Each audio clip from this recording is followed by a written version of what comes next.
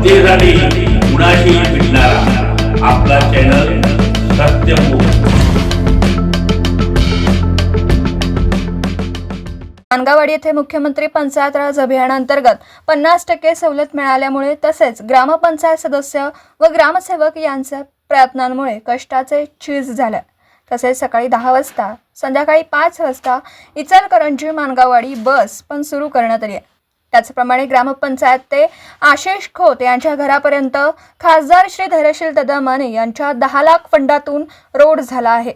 यात गावाच्या सरपंच आकाशी भाऊसो मायगोंडा, उपसरपंच भाऊसाहेब महादेव खोत, ग्रामपंचायत अधिकारी सुजाता कुमार कांबळे व सदस्य बाळासो अण्णाप्पा खोत, सागर मारुती खोत, सुजाता मधुकर खोत, दीपाली जितेंद्र खोत, पुष्पलता सखाराम कुंभार हे ग्रामपंचायत सदस्य व रोहित काकासो खोत ग्रामपंचायत कर्मचारी असे सर्वांनी आपापल्या परीने मानगाववाडीच्या विकासासाठी प्रयत्न केले। सत्यमुख प्रतिनिधी आदिनाथ मायगोंडा, मानगाववाडी, तालुका हातकणंगले।